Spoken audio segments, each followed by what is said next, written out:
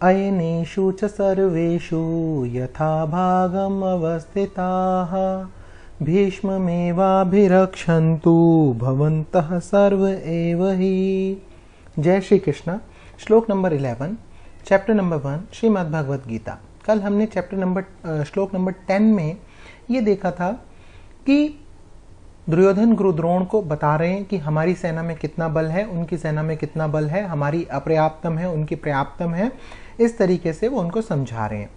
इस श्लोक के अंदर कंप्लीटली चेंज दुर्योधन ने कर दिया है, कंप्लीट चेंज कर दिया है। क्यों चेंज कर दिया है? क्योंकि तब से वो गुरु द्रोण से बात कर रहे हैं और वो एक्सपेक्ट कर रहे हैं कि गुरु द्रोण उनको कुछ कहें, उनको कुछ सांत्वना दें। जो उनके मन के अंदर एक बहुत ही द्वंद्व युद्ध चल रहा है कि क्या होगा, मन के अंदर युद्ध चल रहा है कि क्या होगा, क्या हम कहीं हार तो नहीं जाएंगे, कहीं मैंने गलत तो ये डिसीजन नहीं कर लिया है इनसे युद्ध करने का, कहीं वो मुझसे कह रहे थे कि ठीक है शांति से इस चीज को निपटा लो, शांति से इस चीज को निपटा लो, कहीं मैंने कोई प्रॉब्लम तो नहीं क्रिएट कर ली है। जो वो क्या होगा वाली सिचुएशन के अंदर थे, उस सिचुएशन में सांत्वना पाने के लिए वो गुरु द्रोण को जो बार बार चीजें बतला रहे थे, अब उन्होंने उससे चेंज कर दिया है। अब उनको ये लगने लगा है कि यहां से मुझे कोई आंसर मिल नहीं रहा है, अब मैं क्या करता हूं। तो अब उन्होंने क्या कहा है? अयनेषु च सर्वेषु। अयनेषु कहते हैं सारे मोर्चों पर। जैसे मान लो कोई किला बना हुआ हो, लेट से ये किला बना हुआ है, ऐसे एक किला बना हुआ है और किले में ये दरवाजे हैं अलग अलग। सो हर दरवाजे पर कोई ना कोई खड़ा हो। सारे मोर्चों को आपने क्या कर रखा है? सारे मोर्चों को आपने कहीं ना कहीं से कंप्लीट कर रखा है। अयनेषु च सर्वेषु। सर्वेषु मतलब सब तरफ से, है ना। ओके। यथा कहते हैं, यथा जैसे कहते हैं ना, यथापूर्वक, जहां जहां पे भी आप हो, है ना, जिस जगह पे भी आप हो, अपनी अपनी जगह पर। भाग मतलब जगह कहते हैं, है ना। अवस्थिता मतलब आप जहां जहां पर भी स्थित हो। भीष्म मेवाभिरक्षन्तु, भीष्म पितामह की रक्षा कीजिए। भवंत मतलब आप लोग, जो भी आप लोग हैं, चाहे आप गुरु द्रोण हैं, चाहे कोई और हैं, जितने भी योद्धा हैं मेरी तरफ के, चाहे वो कर्ण हैं, चाहे वो कृपाचार्य हैं, जो लोग भी हैं, वो सब के सब क्या करें? वो सब के सब आप लोग भीष्म पितामह की रक्षा करें, सर्व एवं, चारों ओर से। क्या भाव है श्लोक का? इस श्लोक का ये भाव है, नंबर 1, एक तो उन्होंने क्या किया, इसमें भीष्म की रक्षा करने के लिए कहा है। क्यों भीष्म की रक्षा करने के लिए कहा है? जब वो शुरू में उनके पास, मैंने आपको पहले या दूसरे श्लोक में बताया था, उनके पास 2 ऑप्शन थे कि उनको गुरु द्रोण के पास जा सकते हैं वो, या वो भीष्म के पास जा सकते हैं। क्योंकि ये 2 लोग ऐसे हैं कौरवों की सेना के अंदर जहां पर ये सबसे बड़े लोग हैं, द्रोण एंड भीष्म। सो उन्होंने द्रोण को चुना। क्यों चुना? क्योंकि भीष्म तो उन्हें लगा कि वो कुटुंब के हैं। अगर वो कुटुंब के हैं तो वो तो मान ही जाएंगे, वो तो मेरे दादाजी हैं, वो तो मेरे तातश्री हैं। मैं ऐसा करता हूं कि गुरु द्रोण से जाके विनती करता हूं, गुरु द्रोण के सामने मैं बताता हूं कौन सी सेना का बल कितना है, किस सेना का कितना है, और इनको मैं इनसे थोड़ा एक सांत्वना का वर्ड लेता हूं।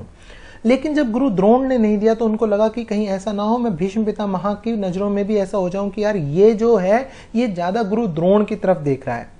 सो उसने क्या किया, उन्होंने भीष्म का नाम लिया कि भीष्म की रक्षा कीजिए। ये एक पॉसिबिलिटी हो सकती है। दूसरी पॉसिबिलिटी क्या है कि भीष्म की रक्षा चारों तरफ से क्यों कीजिए? क्योंकि भीष्म पितामह ने एक प्रण लेके रखा होता कि मैं किसी भी स्त्री के ऊपर कभी भी कोई अस्त्र या शस्त्र नहीं उठाऊंगा। सो महाभारत के अंदर एक कैरेक्टर है शिखंडी। तो शिखंडी पिछले जन्म के अंदर स्त्री थे। सो उन्होंने कहा कि मैं इनके ऊपर भी कोई अस्त्र नहीं चलाऊंगा। तो कहीं ऐसा ना हो कि शिखंडी सामने से आ जाए और शिखंडी के ऊपर अस्त्र शस्त्र न उठाने की प्रतिज्ञा करने वाले भीष्म कहीं अपने अस्त्र शस्त्र रख दें और उन पर कोई अटैक कर दे। इसलिए इस मैनिपुलेशन के अंदर दुर्योधन लगे हुए हैं, वो चीजों को मैनिपुलेट कर रहे हैं। Now what is the important thing, जैसे हम लाइफ के अंदर भी कई बार क्या करते हैं, हम लाइफ के अंदर भी चीजों को मैनेज कर रहे होते हैं, हम चीजों को मैनिपुलेट कर रहे होते हैं। मैनिपुलेट, है ना। ये सब हमें क्यों करने की जरूरत पड़ती है? क्यों दुर्योधन को मैनिपुलेट और मैनेज करने की जरूरत पड़ रही है चीजों को? क्यों वो सांत्वना के वर्ड, क्या होगा, क्यों उनके मन के खुद के अंदर द्वंद्व युद्ध जो है वो चल रहा है? क्यों चल रहा है?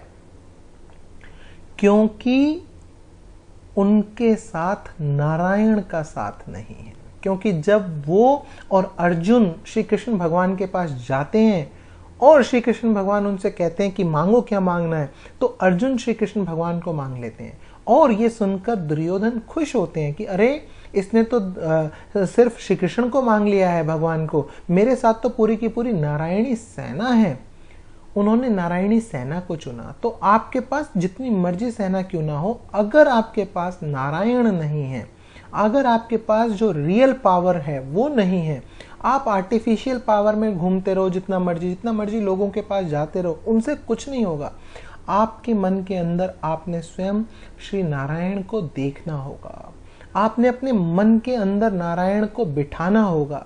एज सुन एज आप जैसे ही नारायण को अपने अंदर देखने लग जाओगे, अपने अंदर बिठाने लग जाओगे या बिठा लोगे, बिलीव मी, उसी दिन से ये जो द्वंद्व युद्ध चलता है, कल क्या होगा क्या नहीं होगा, पता नहीं मैं ये काम कर पाऊंगा, ये काम नहीं कर पाऊंगा, मुझसे तो ये काम कभी हो ही नहीं सकता, believe me, as soon as आप मन से नारायण को अपने मन के अंदर बिठा लेंगे, उसी समय से आपको एक अंदर इतनी शक्ति प्राप्त होगी, इतनी शक्ति प्राप्त होगी कि आपको किसी भी काम को करने में किसी भी तरीके का संदेह नहीं रह जाएगा। आपके अंदर इतनी इंटरनल पावर आ जाएगी जो कि रियल होगी, जो कि किसी तरीके की इमेजिनरी या आर्टिफिशियल पावर नहीं होगी। It will be a real power. आप सबसे पावरफुल हो जाएंगे। आइए श्लोक दोबारा चैंट करते हैं एंड देन उसका अर्थ समझ लेते हैं। अयनेषु च सर्वेषु यथा भागम अवस्थिताः भीष्ममेवाभिरक्षन्तु भवन्तः सर्व एव हि। और इसलिए आप सब लोग सब मोर्चों पर अपनी अपनी जगह पर रहते हुए, स्थित रहते हुए निसंदेह श्री भीष्म पितामह की चारों ओर से रक्षा कीजिए। जय श्री कृष्ण।